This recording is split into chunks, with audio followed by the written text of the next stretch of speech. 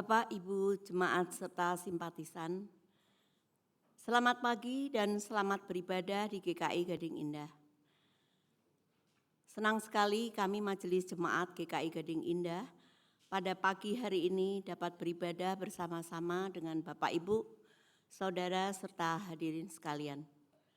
Bersama ini pula kami sampaikan beberapa poin penekanan warta sebagai berikut.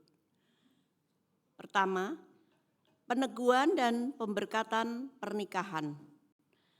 Diberitahukan kepada jemaat GKI Gading Indah bahwa akan dilaksanakan pernikahan gerejawi untuk Saudara Andion Adi Kristiawa, anggota GKI Gading Indah, dengan Saudari Karista Kristi Cokrowijaya, anggota GKI Karawaci, pada hari Sabtu 18 Januari 2025 pukul 10.00 dilayani oleh GKI Gading Indah.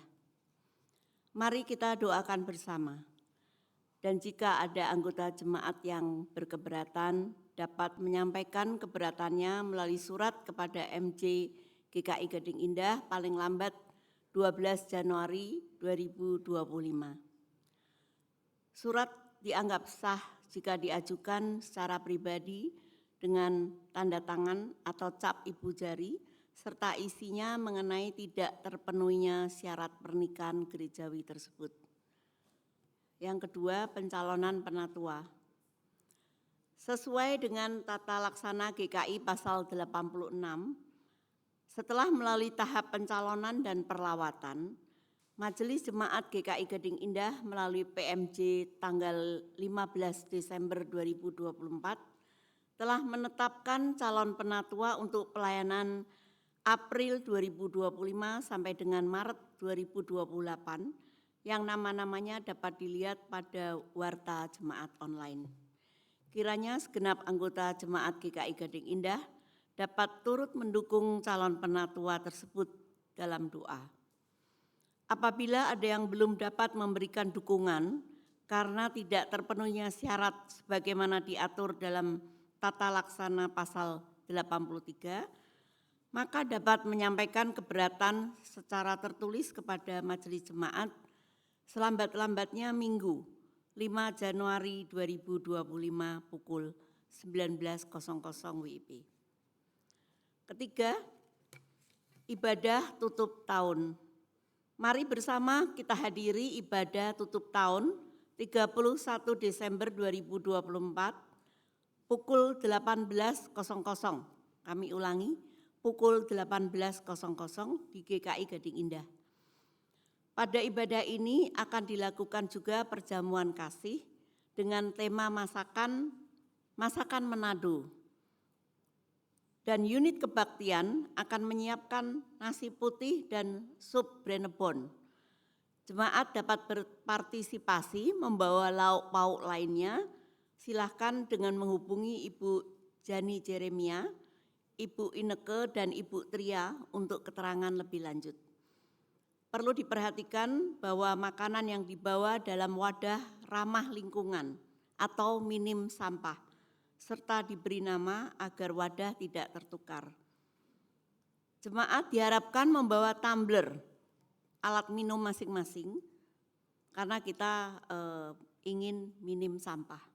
Mari bersiap menyambut akhir tahun.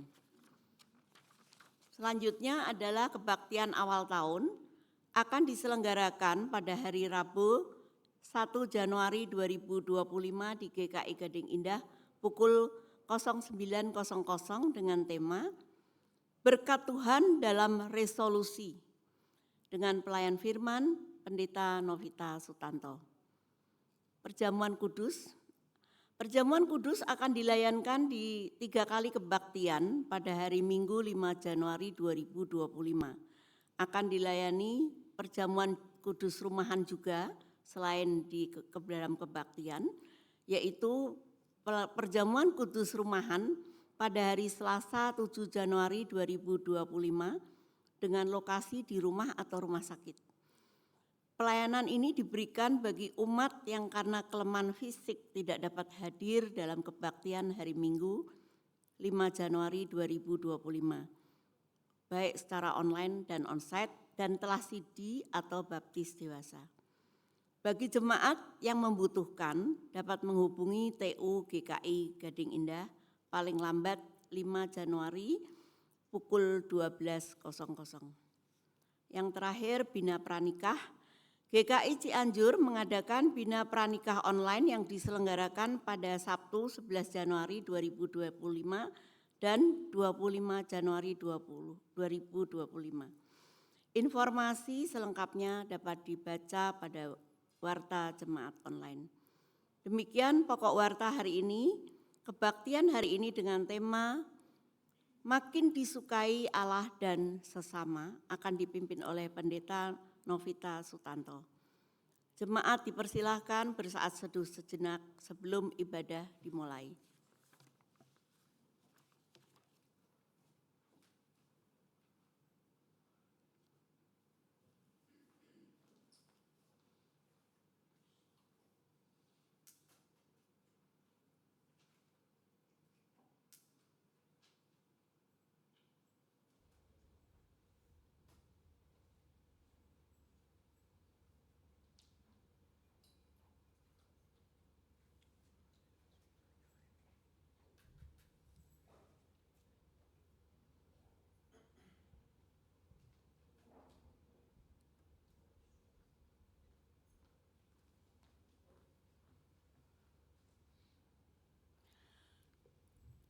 Selamat Natal bagi kita semua. Yesus Kristus telah lahir di dunia dan Ia pun lahir di kehidupan kita.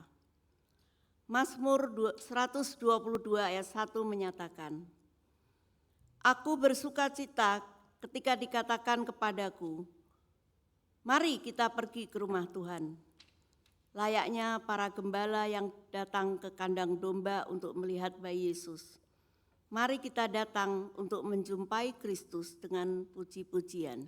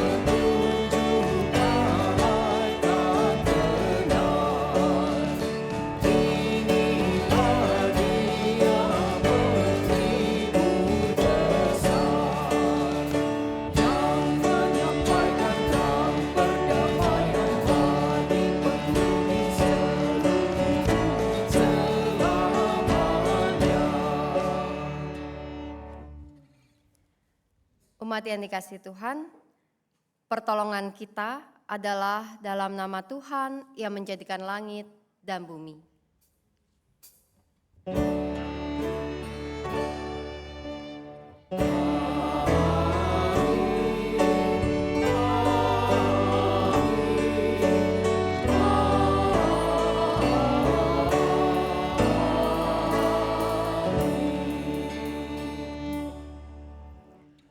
Tuhan beserta saudara-saudari. Dan beserta saudara juga. Tema kita pada pagi ini adalah makin disukai Allah dan sesama. Rasa suka dari sesama dapat terjadi karena paras kita, karena talenta yang kita punya, atau bahkan kekuasaan yang ada pada kita, atau juga harta atau kepandaian atau apapun yang kita miliki sehingga orang-orang menjadi suka dengan kita. Itu adalah rasa suka yang egoistik yang memenjarakan. Berbeda dengan hal itu, Allah menyukai kita. Allah suka dengan kita bukan karena sesuatu yang ada pada diri kita atau apa yang kita kerjakan untuknya. Tapi Allah mengasihi kita karena Ia mengasihi kita. Ia suka dengan kita karena kasih-Nya kepada kita. Lalu bagaimanakah kasih kita kepada sesama? Itulah yang menjadi perenungan bagi setiap kita. Kalau kita jujur, kita harus mengatakan bahwa kita cenderung menyukai orang karena kebaikan-kebaikan yang diperbuat kepada kita. Atau kita juga melakukan kebaikan-kebaikan demi disukai sesama dan Tuhan. Mari kita datang kepada Tuhan untuk merenungkannya.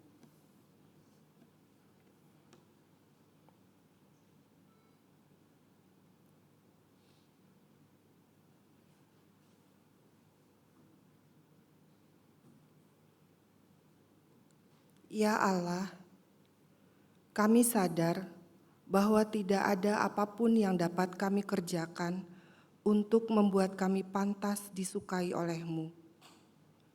Sikap kami terhadap sesama pun terkadang membuat kami tak pantas untuk disukai.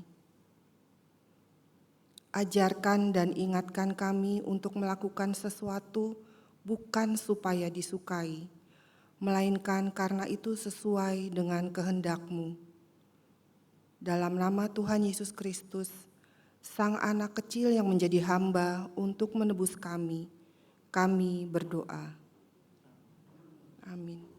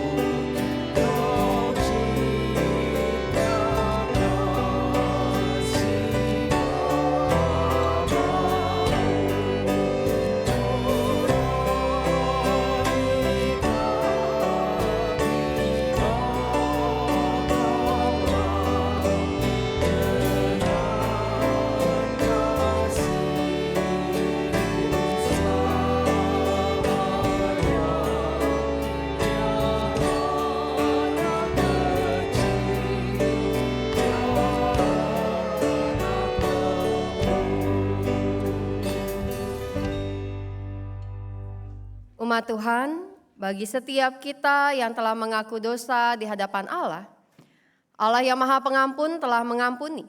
Kini marilah berita anugerah yang ditulis dalam Markus 10 ayat 45 kita simak bersama. Karena anak manusia juga datang bukan untuk dilayani, melainkan untuk melayani dan untuk memberikan nyawanya menjadi tebusan bagi banyak orang. Di dalam Kristus engkau telah diampuni. Dalam Kristus engkau pun telah diampuni. Damai Kristus bagimu. Damai Kristus bagimu juga.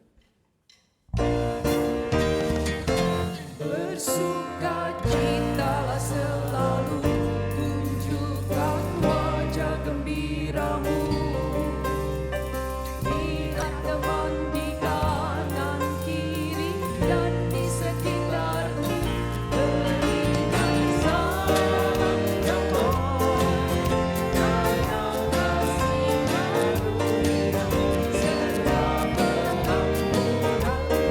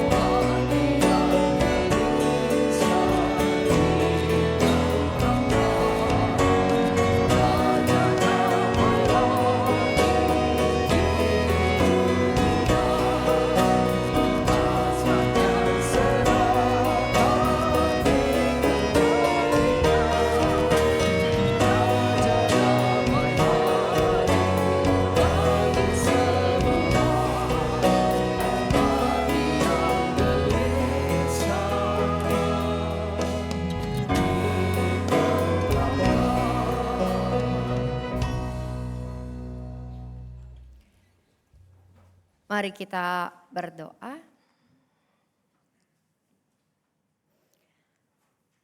Allah yang Maha Kasih, Engkau telah hadir di dalam dunia ini, bahkan di dalam sepanjang sejarah dan perjalanan hidup manusia. Juga Engkau hadir di dalam ibadah kami pada saat ini.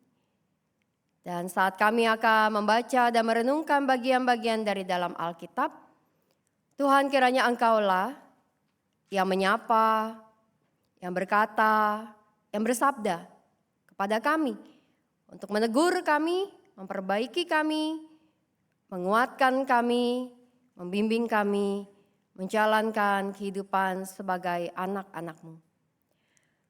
Bersabdalah ya Tuhan, kami siap menyambut firman-Mu. Dalam nama Tuhan Yesus kami berdoa. Amin.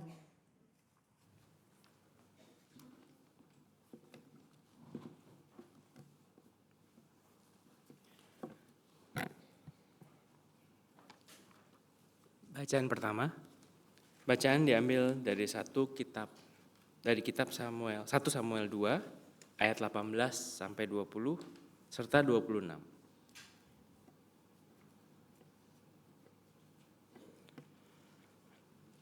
Adapun Samuel menjadi pelayan di hadapan Tuhan, ia masih muda dan mengenakan baju efod dari kain linen. Tahun demi tahun, ibunya membuatkan dia jubah kecil dan membawa jubah itu untuknya. Ketika ia pergi bersama suaminya mempersembahkan kurban tahunan. Lalu Eli memberkati Elkana dan istrinya demikian. Kiranya Tuhan memberikan keturunan kepadamu dari perempuan ini sebagai ganti anak yang telah diserahkan kepada Tuhan. Sudah itu mereka pulang ke tempat kediamannya. Ayat 26. Tetapi Samuel yang masih muda bertambah besar dan semakin disukai oleh Tuhan dan manusia. Demikianlah sabda Tuhan. Syukur kepada Allah.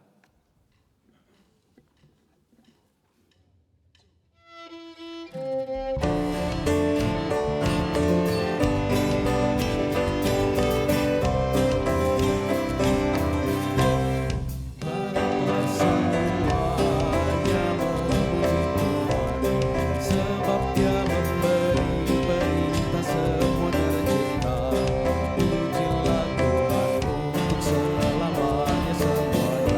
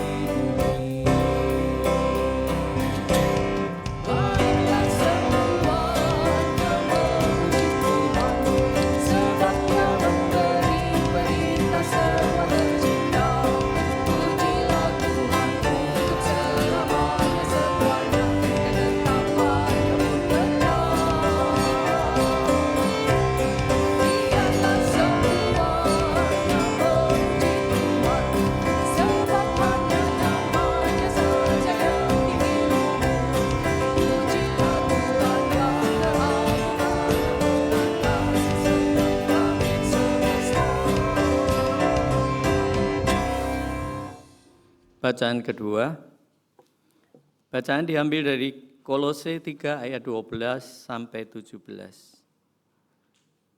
Kolose 3 ayat 12 sampai 17. Demikian bunyinya. Karena itu, sebagai orang-orang pilihan Allah yang dikuduskan dan dikasihinya, kenakanlah belas kasihan, kemurahan, kerendahan hati, kelemah lembutan, dan kesabaran. Sabarlah kamu seorang terhadap yang lain, dan ampunilah seorang akan yang lain. Apabila yang seorang mempunyai keluhan terhadap yang lain, sama seperti Tuhan telah mengampuni kamu, perbuatlah juga demikian. Di atas semuanya itu kenakanlah kasih sebagai pengikat yang mempersatukan dan menyempurnakan. Hendaklah damai sejahtera Kristus memerintah dalam hatimu, karena untuk itulah kamu telah dipanggil dalam satu tubuh. Dan bersyukurlah, hendaklah perkataan Kristus tinggal dengan limpahnya di antara kamu, sehingga kamu dengan segala hikmat mengajar dan menegur seorang akan yang lain, dan sambil menyanyikan mazmur, puji-pujian, dan nyanyian rohani, kamu mengucap syukur kepada Allah di dalam hatimu. Segala sesuatu yang kamu lakukan dengan perkataan atau perbuatan, lakukanlah semuanya itu dalam nama Tuhan Yesus, sambil mengucap syukur melalui Dia kepada Allah Bapa. Demikian sabda Tuhan. Injil Tuhan Yesus Kristus dari pembacaan Lukas pasalnya yang kedua, ayat yang ke-21 sampai ayatnya yang ke-52.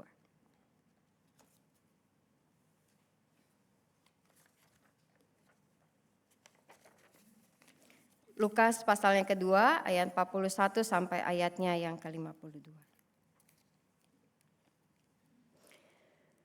Tiap-tiap tahun, orang tua Yesus pergi ke Yerusalem untuk merayakan Paskah. Ketika Yesus telah berumur 12 tahun, pergilah mereka ke Yerusalem, seperti yang lazim pada perayaan itu. Ketika hari-hari itu berakhir, sementara mereka berjalan pulang, tinggallah Yesus anak itu di Yerusalem tanpa diketahui orang tuanya. Karena mereka menyangka bahwa ia ada di antara orang-orang seperjalanan mereka. Berjalanlah mereka sehari perjalanan jauhnya, lalu mencari dia di antara kaum keluarga dan kenalan mereka. Karena mereka tidak menemukan dia, kembalilah mereka ke Yerusalem sambil terus mencari dia. Sesudah 3 hari mereka menemukan dia dalam bait Allah. Ia sedang duduk di tengah-tengah para guru agama sambil mendengarkan mereka dan mengajukan pertanyaan-pertanyaan kepada mereka. Semua orang yang mendengar dia sangat heran akan kecerdasannya dan jawaban-jawaban yang diberikannya. Ketika orang tuanya melihat dia, tercenganglah mereka. Lalu kata ibunya, "Nak, mengapa engkau berbuat demikian terhadap kami? Lihat, bapamu dan aku dengan cemas mencari engkau." Jawabnya kepada mereka, "Mengapa kamu mencari aku? Tidakkah kamu tahu bahwa aku harus berada di dalam rumah Bapakku?" Namun mereka tidak mengerti apa yang dikatakannya kepada mereka. Lalu ia pulang bersama mereka ke Nazaret dan tetap hidup dalam asuhan mereka. Ibunya pun menyimpan semua hal itu di dalam hatinya. Yesus makin dewasa dan bertambah hikmatnya dan makin dikasihi oleh Allah dan manusia. Demikianlah bacaan firman Tuhan, berbahagialah mereka yang mendengarkan firman Allah dan yang memeliharanya. Haleluya.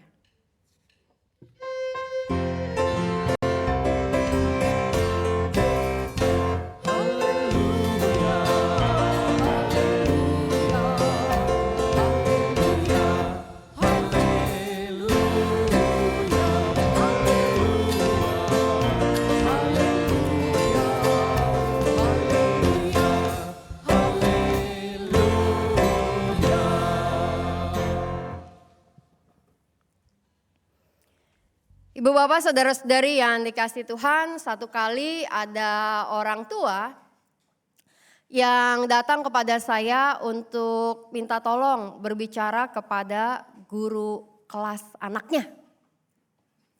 Karena anaknya ini dihukum oleh gurunya tidak boleh masuk kelas selama 3 hari karena melakukan kesalahan. Dan orang tuanya datang kepada saya mengatakan, "Bu, anak saya tidak mungkin melakukan hal itu. Gurunya nih yang sentimen sama anak saya. Tolong bantu saya datang ke sekolah dan bilang sama gurunya, ibu juga kan kenal anak saya. Anak saya baik. Tinggalnya deket dengan rumah saya gitu ya. Sehari-hari kan juga ibu lihat. Kalau mau berangkat sekolah anaknya nyapa gitu ya, pagi gitu ya. Kan ibu tahu anak saya baik. Oke, baiklah kalau gitu. Kenapa masalahnya gini. Lalu kemudian karena ya permintaan itu ketika orang tua ini dipanggil oleh gurunya, maka saya pun ikut. Lalu kemudian gurunya cerita, begini. Dan ada teman kelasnya yang juga cerita. Begini dan ternyata betul. Anaknya melakukan kesalahan itu gitu ya. Saya dengerin gitu ya. Terus orang tuanya masih, "Bu, bilang anak saya tuh baik kalau di rumah." gitu ya. Gak mungkin gitu ya. Tapi ya semua bukti dan kesaksian dari yang lain menunjukkan bahwa anaknya memang melakukan hal itu. Lalu ya udah kemudian akhirnya tetap menerima bahwa anaknya itu dihukum tidak boleh masuk ke sekolah beberapa hari. Lalu setelah itu dalam perjalanan pulang orang tua ini bilang gitu ya, "Bu, kok bisa ya anak saya begitu? Gak mungkin, saya gak pernah ngajarin dia kayak begitu." Oh sambil domelin tuh anaknya di perjalanan, bikin malu. Ini udah minta Cici ikut nemenin mami. Ternyata dan sebagainya gitu ya. Nah ibu bapak saudara-saudari, saya rasa itu pengalaman yang juga bisa diperoleh atau bahkan dialami oleh ibu bapak saudara-saudari. Ketika ada sesuatu yang anak kita lakukan yang gak sesuai dengan apa yang kita ajarkan dan apa yang kita ketahui dari anak kita. Dan hal itu, hal-hal yang tidak kita ketahui tentang anak kita bisa dalam arti yang negatif seperti itu. Gak pernah diajarin bohong, dia ngebohong. Siapa yang ngajarin kamu bohong? gitu. Kita bingung gitu. Maupun juga tentang hal-hal yang positif. Ketika anak kita tiba-tiba canggih atau cucu kita canggih ceklak gitu ya. Siapa yang ngajarin? Orang tuanya jadul, bodoh dengan HP atau laptop. Hal-hal yang terjadi begitu ya, dilakukan anak kita. Ada juga sebuah cerita begitu ya, tentang orang tua, suami istri yang karyawan. Anaknya lulus mau buka usaha. Mami papi itu udah nyoba usaha dulu gak pernah berhasil. Jadi karyawan aja, gajinya pasti tiap bulan. Usaha itu, waduh, setiap hari kamu pusing. Gitu. Wah anaknya nekat, mau usaha. Orang tuanya ketar-ketir gitu ya. Mungkin doa semalam suntuk kali itu ya. Tapi anaknya jalanin, dan ternyata berhasil. Usahanya sukses. Dalam hal itu kemudian orang tuanya bilang ke saya, "Bingung Bu, siapa yang ngajarin? Kami tuh gak ada jiwa usaha, dia bisa." Gitu ya. Ibu bapak saudara-saudara yang kasih Tuhan, iya ada hal-hal yang terjadi dalam kehidupan anak-anak kita yang tidak bisa kita ketahui atau kita duga. Baik secara positif, dan kalau positif tentu menyenangkan, kita suka hal itu dan kita bahkan juga berharap bahwa ada hal positif yang terjadi dalam kehidupan anak-anak kita. maupun juga hal-hal yang dilakukan oleh anak-anak kita, sesuatu yang mungkin menjadi beban pikiran, menjadi beban perasaan kita. Sesuatu yang kenapa itu dilakukan? Kami tidak mengajarkannya, kami bahkan tidak mendoakan hal itu, tapi ternyata anak kami lakukan. Namun bukankah memang demikian dalam kehidupan kita dengan orang-orang lain? Bahwa jiwa seseorang, kehidupan seseorang, berapapun dekatnya dengan kita, tetap adalah sebuah misteri. Kita tidak pernah bisa benar-benar bisa tahu apa yang menjadi isi hati dan pikiran orang, termasuk keluarga kita, termasuk orang-orang yang kita pikir dekat dengan kita. Bahwa apa yang terlihat di luarnya buruk, tapi mungkin di dalamnya ada sesuatu yang baik dengan pikiran dan perasaan yang belum kita ketahui. Atau sebaliknya, sesuatu yang terlihatnya baik, manis, ramah di luar, ternyata dalam hatinya menyimpan kebusukan yang lambat laun akan menggerogoti dan terlihat pada akhirnya. Kisah Alkitab kita, Ibu Bapak, Saudara-saudari, memperlihatkan bahwa ada keterkejutan yang dialami oleh Maria dan Yusuf kepada Yesus, putra mereka. Khususnya pembacaan Alkitab kita berbicara tentang peristiwa pada usia 12 tahun di Yerusalem. Maria dan Yusuf membawa Yesus ke Yerusalem, ke Bait Allah. Itu adalah sebuah perjalanan tahunan yang memang dilakukan oleh mereka, dan Alkitab mengatakan di dalam rangka Paskah. Maka jika kita mau membayangkan suasananya, barangkali adalah suasana kalau di Jakarta lagi, di Indonesia lagi ada musim mudik lebaran.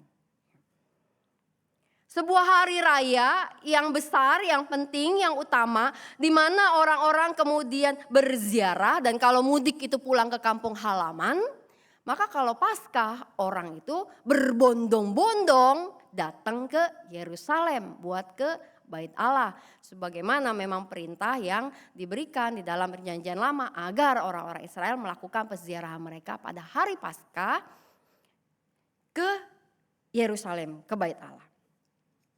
Maka di dalam suasana yang seperti itu yang kita bisa bayangkan, seperti lagi musim mudik di mana orang-orang berbondong-bondong, dan ini menuju bukan ke kota-kota yang berbeda tapi menuju kota yang sama. Dan Maria Yusuf pun bersama Yesus berangkat dari Nazaret tidak hanya bertiga, tapi dengan rombongan besar mereka yang bersama-sama sedang menuju ke Yerusalem pada waktu itu. Dan Alkitab mengatakan bahwa kemudian ketika mereka telah menyelesaikan ibadah di Bait Allah di Yerusalem, mereka pun berjalan pulang. Lalu Alkitab mengatakan di dalam ayatnya yang ke-43, tinggallah Yesus anak itu di Yerusalem tanpa diketahui orang tuanya. Mungkin kalau zaman sekarang ini kenaham nih ya, orang tua nggak tanggung jawab, anaknya hilang gitu ya. Gimana sih gitu ya. Tapi kita bayangkan bahwa suasananya seperti yaitu mudik ketika orang berbondong-bondong berangkat dari Nazaret ke Bethlehem, ke Yerusalem, dan demikian juga dari Yerusalem pulang ke Nazaret. Bahwa di dalam rombongan banyak itu, dan rombongan itu bukan rombongan orang-orang yang tidak dikenal, orang-orang yang satu kota dari Nazaret, kaum keluarga, kerabat, orang-orang yang juga dikenal oleh Maria, Yusuf, dan Yesus. Sehingga Alkitab mengatakan dalam ayat 44, mereka, Maria dan Yusuf, menyangka bahwa Yesus ada di antara orang-orang seperjalanan mereka. Kalimat bahwa tanpa diketahui orang tuanya menjadi sebuah keterangan dari Lukas bahwa ada hal-hal dalam kehidupan Yesus yang memang tak dapat dipahami, tak dapat diketahui, tak dapat diduga oleh Maria dan Yusuf. Bukan hanya tentang peristiwa Yesus yang tertinggal, tapi apa yang terjadi dalam seputar peristiwa ketika Yesus tertinggal itu, yaitu bahwa Yesus berbicara, berdiskusi dengan para guru agama saat itu di Bait Allah, dan bahkan memberikan jawaban-jawaban yang mengagumkan, menjelaskan banyak hal yang kemudian membuat orang-orang terkesan. Ada hal-hal yang luput dari pemahaman Maria dan Yusuf selaku orang tua Yesus di dunia ini tentang apa yang dilakukan oleh anaknya. Dan kita memahami, menghayati bahwa Yesus bukanlah anak yang biasa. Dia adalah Allah yang datang ke dalam dunia menjadi juru selamat. Dan secara manusiawinya, maka ia melakukan hal-hal yang kemudian tak bisa dipahami oleh Maria dan Yusuf sebagai orang tua mereka di bumi. Menghadapi hal itu, Alkitab memberikan sebuah catatan tentang apa yang kemudian dijalankan oleh Maria. Bahwa Maria bertanya, "Nah, mengapa engkau berbuat begitu? Kami cemas mencari engkau." Dan Yesus pun menjawab bahwa, "Bukankah aku harus ada di rumah Bapakku?" Yaitu Bait Allah. Yesus sedang mengajak Maria dan Yusuf untuk menghayati bahwa Yesus adalah anak mereka di bumi ini. Namun sesungguhnya bahwa dia juga adalah Allah yang datang ke dalam dunia, bahwa dia adalah anak dari Sang Bapa yang semestinya berada di rumah Bapa di Bait Allah.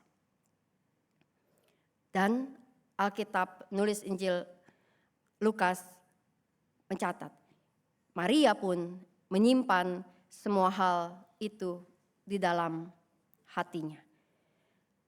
Di dalam ketidakmengertian Maria, di dalam ketidakpahamannya dia menghayati bahwa ada sebuah proses dalam hidup anaknya yang sedang terjadi. Dan sebagai seorang ibu, tentu ia mendoakan dan mengharapkan apa yang terbaik yang dapat dilakukan dan dikerjakan oleh Yesus anaknya. Bahwa Yesus yang lahir dengan cara yang ajaib sedang menyiapkan diri untuk menjalankan tugas dan rencana misi besar yang membuat ia datang ke dalam dunia ini. Dan Ibu Bapak, saudara-saudari yang dikasihi Tuhan,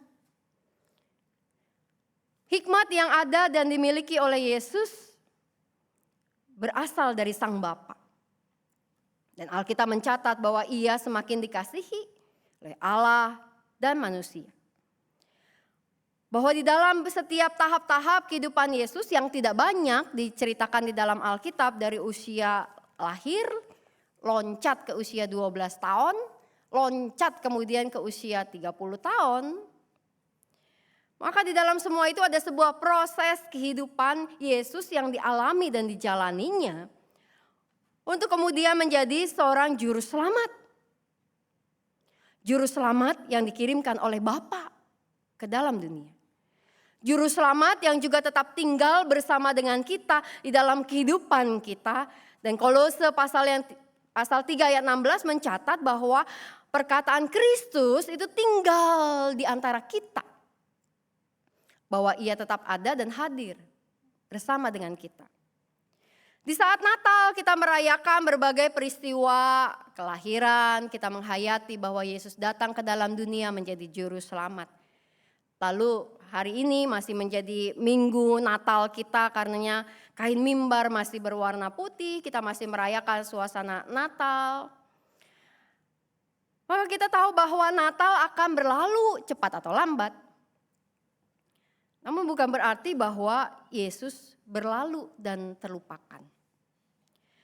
Bahwa dalam hidup kita ada penghayatan kita untuk menghayati bahwa Kristus itu tinggal bersama kita. Dengan hikmatnya yang menuntun, membimbing kita.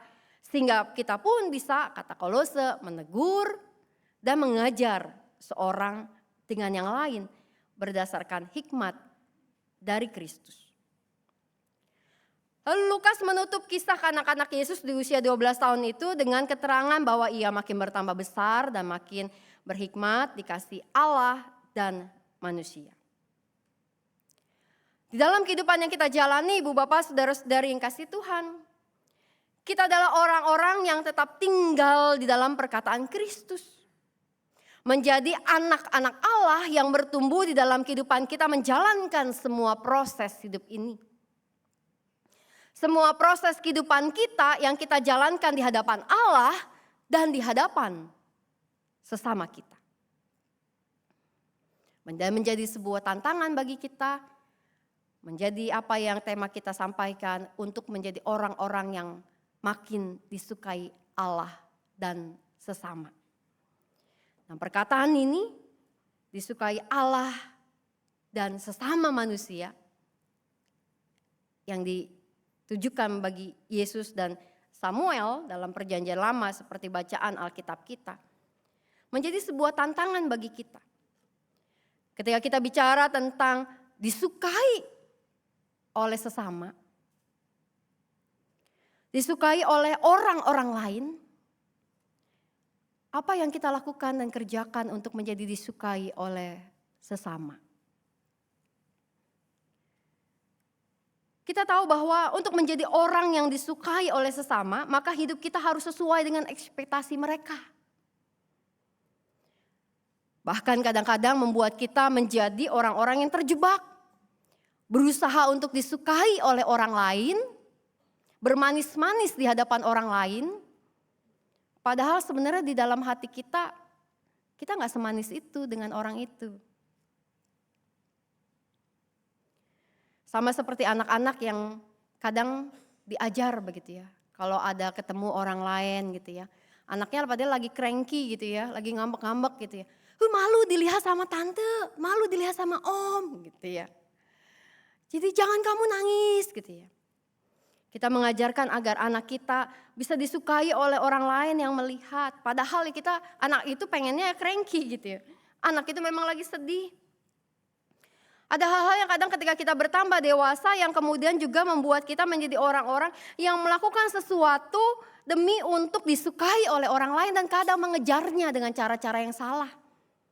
Dengan jabatan supaya disukai, dengan kemudian kekayaan, atau neraktir orang gitu ya. Saya mengenal seorang teman yang seneng banget neraktir orang gitu ya. Gak punya duit pun ngutang-ngutang supaya bisa neraktir orang gitu. Tuh kali nanya, kenapa sih lu gitu ya. Bela-belain. Ya supaya teman-teman suka nongkrong sama gua gitu. Loh jadi kalau misalnya lu gak traktir tuh teman-teman gak mau nongkrong. Ya iya kali, ya berarti bukan temen. Saya bilang gitu, ngapain bayarin orang yang sebenarnya bukan temen. Itu kan cuma orang yang mau numpang makan gitu. Tapi ya begitu, hal-hal yang kita lakukan, ya kita pingin tentu disukai oleh orang lain gitu. Kita gak pengen cari musuh atau dibenci orang gitu ya. Tapi tentu juga kita perlu berhati-hati agar apa yang kita lakukan untuk mencari rasa suka dari orang lain, bukanlah sesuatu yang kemudian membuat kita abai dengan apa yang ada di dalam diri kita. Dan apa yang ada dalam diri kita adalah sesuatu yang kita mau minta hikmat dari Tuhan. Bahwa kehidupan kita adalah kehidupan yang selaras dari apa yang Tuhan mau untuk kita lakukan. Hal-hal yang memang kita jalankan di dalam kasih Tuhan, hal-hal yang memang kita lakukan karena kita tahu bahwa Allah mengasihi kita, menerima kita apa adanya, dan Allah yang memampukan kita untuk melakukan hal-hal yang baik. Jadi bukan kemudian apa yang dilihat orang atau diharapkan orang, itu yang kemudian kita masukkan ke dalam diri kita, tetapi tentang apa yang Allah rencanakan, apa yang Allah tujukan, apa yang Allah kehendaki, apa yang Allah curahkan menjadi berkat-Nya buat kita. Itulah yang kita masukkan ke dalam diri kita, lalu kemudian kita pancarkan kepada orang-orang lain. Dengan demikian, kita tidak akan kehilangan diri kita. Justru kita akan terus dilimpahkan oleh segala kekayaan Allah dalam kehidupan kita. Bahwa segala hal yang kita lakukan, Kolose 3 ayatnya 17 mengatakan, kita melakukannya dalam nama Tuhan kita, Yesus Kristus. Dengan perkataan, perbuatan kita, tujuannya bukan sekedar apa yang orang lain suka dari kita yang kita lakukan dan kerjakan, karena itu akan menjebak. Kita pasti tahu dari pengalaman-pengalaman kita. Seberapapun kita berusaha menyenangkan orang, akan selalu ada orang yang tidak suka dengan kita. Ya jangankan kita, Yesus aja begitu. Makanya dia mati di atas kayu salib karena ada orang-orang yang gak suka. Padahal kurang baik apa, mengajarkan banyak hal, berbuat mukjizat, tapi tetap aja ada yang benci. Jadi kalau ibu bapak ada yang ngebenci dalam hidup ibu bapak, tenang. Tuhan aja kayak begitu ketika ia datang ke dunia, dibenci orang, gak dipahami. Tapi bukan berarti kita kehilangan diri kita untuk melakukan apa yang baik. Karena segala yang kita lakukan, kata Kolose, lakukanlah semuanya dalam nama Tuhan Yesus. Dan ada kelanjutannya, sambil mengucap syukur. Bahwa bersyukur, kita punya Allah yang menjadi pegangan kita untuk berhadapan dengan orang-orang lain. Dan ketika kita menjalankan apa yang baik, yang Allah ajarkan, yang Allah berikan menjadi hikmat kepada kita untuk kita kerjakan dan katakan di dalam kehidupan ini, dan kemudian hal itu yang kita pancarkan, kita kerjakan, kita wujudkan kepada orang-orang lain, maka kita sedang membuat diri kita menjadi orang-orang yang kemudian bukan berusaha hanya sekedar tampil disukai oleh manusia, tapi terutama menjadi orang-orang yang disukai oleh Allah. Dan Allah menyukai kita saat kita berhasil menjalankan apa yang Ia mau. Tapi juga Allah menyukai kita saat kita gagal melakukan apa yang seharusnya kita lakukan.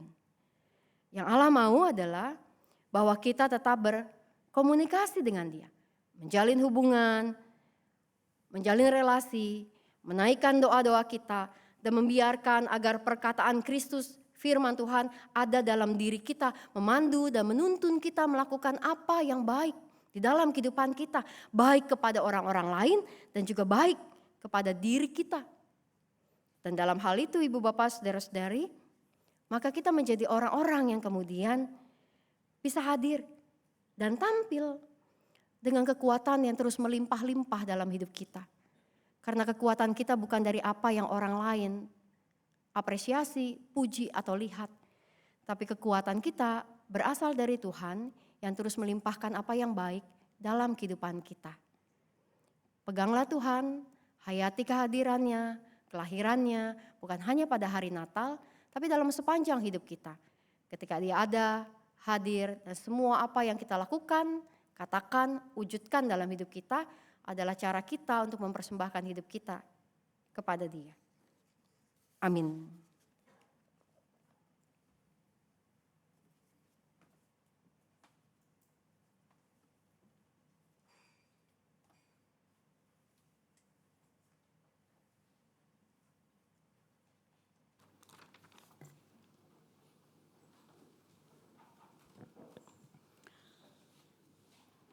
Marilah kita bersama dengan umat Allah di masa lalu, masa kini dan masa depan, mengingat pengakuan pada baptisan kita menurut pengakuan iman rasuli.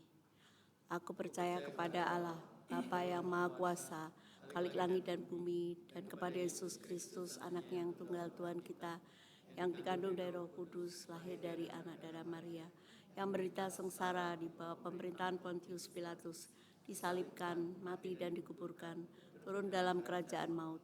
Pada hari yang ketiga, bangkit pula dari antara orang mati, naik surga, duduk di sebelah kanan Bapa yang Maha Kuasa, dan dari sana Ia akan datang untuk menghakimi orang yang hidup dan yang mati. Aku percaya kepada Roh Kudus, gereja yang kudus dan am, persekutuan orang kudus, pengampunan dosa, kebangkitan orang mati, dan hidup yang kekal. Amin. Persiapan untuk perjamuan kudus pada hari Minggu 5 Januari 2025 bahwa kita akan merayakan perjamuan kudus dan untuk menyambut dan ikut serta di dalam perayaan itu, marilah kita mempersiapkan diri secara bersama-sama.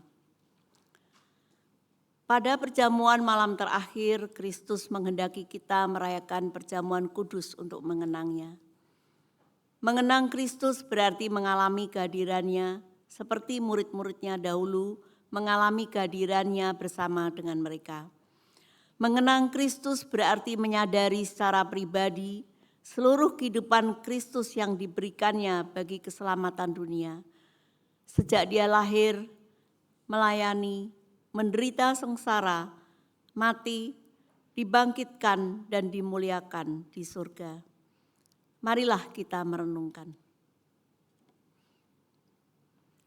Apakah kita benar-benar rindu untuk berjumpa secara pribadi dengan Kristus? Untuk mengalami kasih, kuasa, dan kebenarannya yang membaharui hidup kita? Apakah kita menghayati bahwa seluruh kehidupan dan karya Kristus, yaitu kelahirannya, pelayanannya, penderitaannya, kematiannya, kebangkitannya, kenaikannya ke surga, sampai dengan kedatangannya kembali, terkait erat dengan kehidupan kita. Pada perjamuan malam terakhir ketika Kristus memecah roti dan mengangkat cawan, dia membagikan tubuh dan darahnya sendiri kepada murid-muridnya. Menerima tubuh dan darahnya berarti kita dipersatukan dengan Kristus, sehingga dia menjadi kepala dan kita menjadi tubuhnya. Menerima tubuh dan darahnya berarti dipersatukan dengan semua orang yang menerimanya juga menjadi satu tubuh dan satu roh. Marilah kita merenungkannya. Apakah kita menghayati bahwa Kristus adalah kepala seluruh kehidupan kita dalam hidup berjemaat dan bermasyarakat dalam keluarga dan pekerjaan kita? Apakah kita menghayati bahwa kita adalah anggota tubuh Kristus yang saling mengasihi seorang terhadap yang lain? Ketika kita bersatu dengan Kristus, roti hidup yang dipecah-pecahkan bagi dunia ini, kita pun dipersatukan dalam kematian dan kebangkitan Kristus. Dipersatukan dengan Kristus berarti kita diutus untuk mengosongkan dan menyangkal diri, memikul salib dan mengikuti Kristus. Dipersatukan dengan Kristus berarti diutus untuk memberi hidup kita demi keselamatan dunia. Marilah kita merenungkannya. Apakah di dalam persekutuan dengan Kristus kita mau berkorban dan menjadi berkat bagi sesama kita? Apakah kita menyadari bahwa sebagai anggota tubuh Kristus di tengah dunia, kita menjadi mata dan telinga bagi Kristus yang melihat dan mendengarkan, serta peduli terhadap kebutuhan dan masalah sesama kita? Sudahkah kita menjadi mulut bagi Kristus yang menyuarakan kebenaran dan keadilan dalam lingkungan kita? Sudahkah kita menjadi tangan bagi Kristus yang berkarya memperjuangkan damai sejahtera di muka bumi?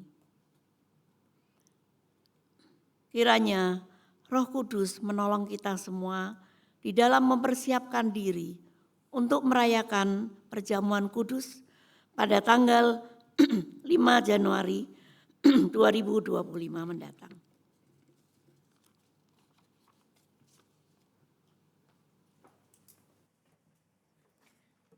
Mari berdoa. Kami siapkan diri kami untuk menjelang perjamuan kudus ya Tuhan. Dan biarlah menjadi kudus kehidupan kami, kudus karena Engkau yang menguduskan kami, Engkau yang memilih, melayakkan, dan bahkan menebus kami.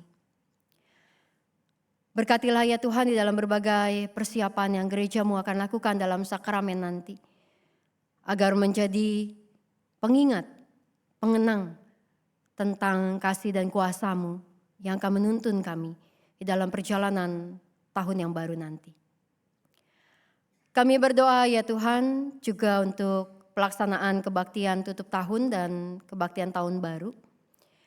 Biar ibadah demi ibadah menjadi sebuah perayaan kami bersama tentang kasih dan kuasa-Mu yang menuntun kami menutup tahun 2024 dan membuka lembaran hidup yang baru di tahun depan.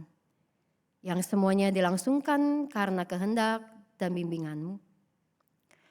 Kami berdoa ya Tuhan, biarlah dalam setiap kehidupan kami sebagai gereja-Mu, banyak hal yang menjadi baik dengan tuntunan dan penyertaan-Mu. Bahkan biarlah gereja-Mu dapat menjadi kesaksian dan berkat bagi banyak orang. Kami berdoa untuk setiap umat-Mu yang berada dalam pergumulan-pergumulan kehidupan Engkau yang menuntun. Yang bergumul dengan kondisi kesehatan karena usia lanjut maupun karena sakit yang terjadi. Dengan proses pengobatan, pemulihan, bahkan juga upaya konsultasi yang dilakukan dalam berbagai upaya penyembuhan. Engkau ya Tuhan yang terus menuntun dan juga memelihara kami, tubuh kami adalah ciptaan-Mu. Engkau yang tahu dan juga Engkau yang menuntun agar segalanya berjalan di dalam kekuatan-Mu. Kami berdoa untuk umat-Mu yang juga bergumul di dalam kondisi kehidupan pekerjaan maupun usaha. Untuk mereka yang mencari usaha atau juga pekerjaan yang baru yang akan menjalankannya, atau bahkan juga yang sedang berusaha untuk meningkatkan berbagai hal dalam usaha, atau juga yang sedang menghadapi berbagai tantangan atau pergumulan di tengah-tengah berbagai tugas-tugas yang dijalankan dalam pekerjaan di akhir tahun ini. Engkau ya Tuhan yang kiranya memberikan kekuatan dan bimbingan dan meyakini bahwa segala hal kiranya ada di dalam penyertaan-Mu menjadi baik pada waktunya. Kami berdoa ya Tuhan untuk juga umat-Mu yang berada dalam pergumulan di tengah-tengah kehidupan bersama keluarga, untuk berbagai situasi yang terjadi yang menantang atau juga mungkin konflik atau ketegangan yang ada, atau bahkan juga luka-luka yang terjadi dalam kehidupan di tengah-tengah keluarga dalam tahun ini. Biarlah Engkau ya Tuhan yang kiranya memulihkan segalanya, dan biarlah Engkau yang menuntun agar di dalam kehidupan kami ke depan ada banyak hal yang terus juga Tuhan bukakan menjadi pemulihan-pemulihan yang semakin nyata. Kami berdoa ya Tuhan untuk kehidupan kami sebagai bangsa dan negara, Engkau yang menyertai dalam berbagai kehidupan yang kami akan langsungkan juga di dalam tahun ke depan. Ada berbagai hal yang kami rindukan menjadi perubahan, perbaikan, peningkatan di negeri ini, dan semuanya menjadi sebuah tantangan yang kami tahu tak mudah untuk dijalankan. Namun Tuhan, biarlah kami percaya Engkau berkuasa atas segalanya. Kami membawa doa-doa kami Tuhan ke hadapan hadirat-Mu pada saat ini. Dan biarlah kami mohonkan juga Engkau menyempurnakan doa kami melalui doa yang Tuhan Yesus ajarkan, dan kami menyanyikannya bersama-sama.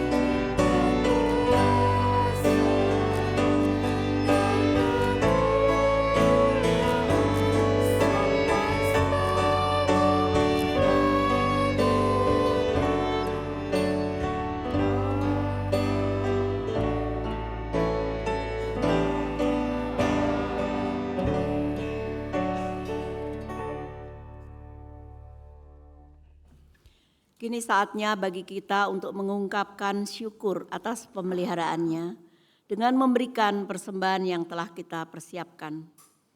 Kita akan mendasari ungkapan syukur dengan mengingat firman Tuhan di dalam 2 Korintus 9 ayat 7 yang berbunyi, "Hendaklah masing-masing memberi menurut kerelaan hatinya, jangan dengan sedih hati atau karena paksaan, sebab Allah mengasihi orang yang memberi dengan sukacita."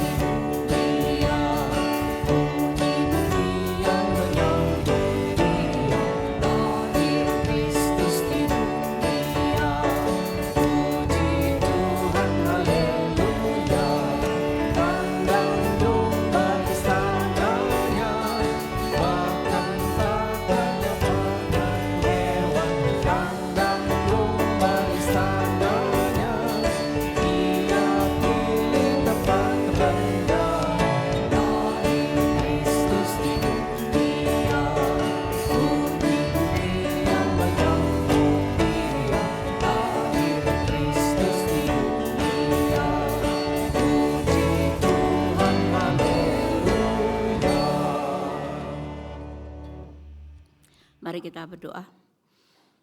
Kami mengucap syukur ya Allah atas setiap pemberian dan penyertaan-Mu. Kini kami membawa ungkapan syukur kepadamu. Pakailah persembahan ini menjadi alat untuk mewujudkan dan menyatakan cinta kasih-Mu bagi dunia ini. Dalam nama Tuhan Yesus, Sang Cinta itu, kami berdoa. Amin.